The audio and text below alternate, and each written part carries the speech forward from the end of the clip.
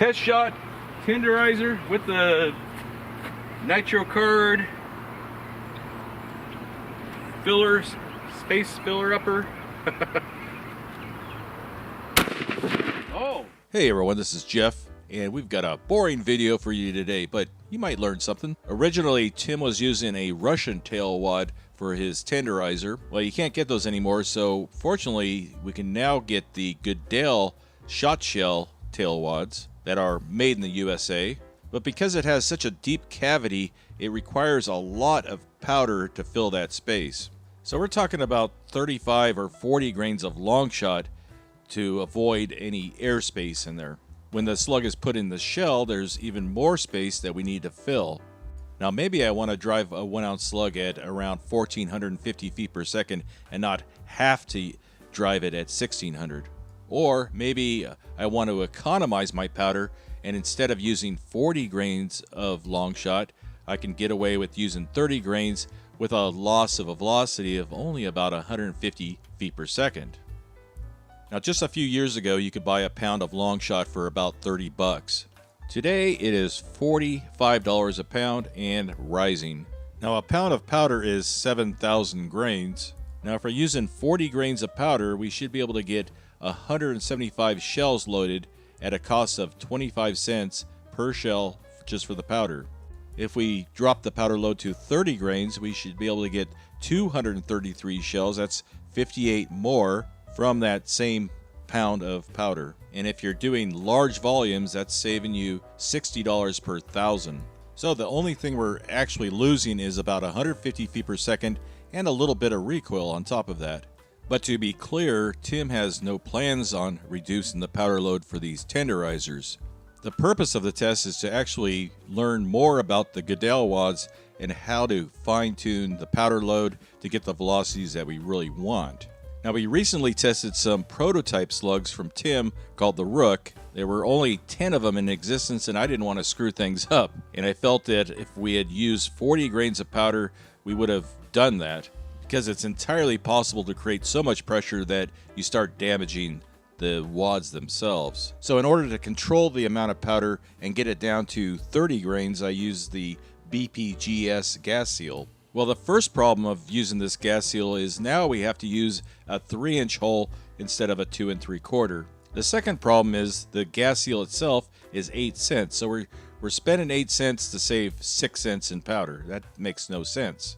But we're using it to control the amount of powder so we get the desired velocity instead of having to drive it at a high velocity and risk just ruining the entire test. Ultimately, the BPGS worked really well. We had good accuracy and velocity and all that.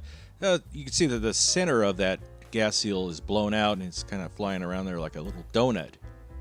Now, when you have 10,000 PSI pushing on a thin piece of plastic like that, I guess that's not a surprise. But by using that gas seal, we were able to learn a little bit more about the Goodale wad.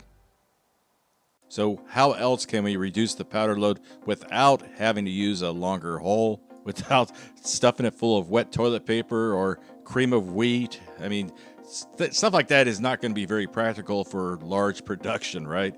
And I'm pretty sure that cream of wheat is just going to foul up your barrel with funky cream of wheat ash too. So just out of the blue, Tim suggested I try putting a couple NITRO cards between the slug and the powder. I wanted to try one. We're going to try it with one and see how that works. But as you can see, we could probably get like 20 grains of powder in there and still have good compression of the powder. And these NITRO cards are pretty cheap. They're about, if you were to buy them, about $20 for 1,000 of them. But I'm a practical cheapskate, and if I could, just make my own, not have to buy them, pay for shipping, and wait for them, I'll just make my own somehow, right? Now, a lot of guys will use a 3/4 inch hole punch to create overshot cards and NITRO cards, but Danny actually made this for me. It's a 7/8 inch hole saw that was all worn out, and he put a really nice edge on it. And I've never had to resharpen it. It cuts through leather. It makes nice cork wads. Probably, I've never tried it on felt, but it probably will work well making felt wads too. But it makes nice cards out of cardstock. I even tried making some out of a couple layers of paper plates. And you can stack up things at least a 1/4 inch thick and still get really nice cuts if you want to speed up things. And every once in a while you have to stop and kind of pry them out of there with a little screwdriver. Now I have tried a hole punch before. It eventually broke, and it was a good quality one. But I definitely prefer using this hole saw that Danny made for me, and it's a little piece of him that lives on. And now let's find out if this thin little piece of cardstock will solve all our problems.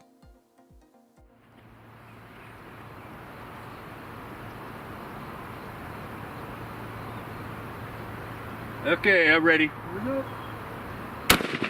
Oh, nice. Not bad recoil. Reduced recoil?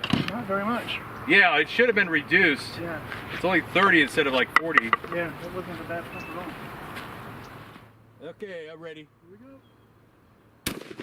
Oh, nice. Now this is just one test, of course, but it definitely looked promising. We had full powder combustion. We had a little flame there, in fact, from the barrel, using 30 grains of long shot.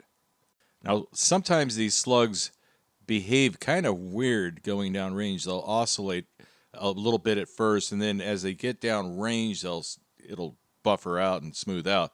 But it was still very accurate. It hit exactly where Gregg was aiming on that little dot on the jug.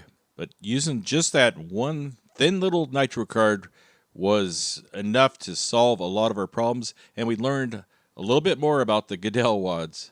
There's actually a lot of slugs that use this wad, especially like the Russian ones, and a lot of the slugs that Goodell Shot Shell Company sells use this. So now we know how to, control that powder load. Anyway, thanks for watching.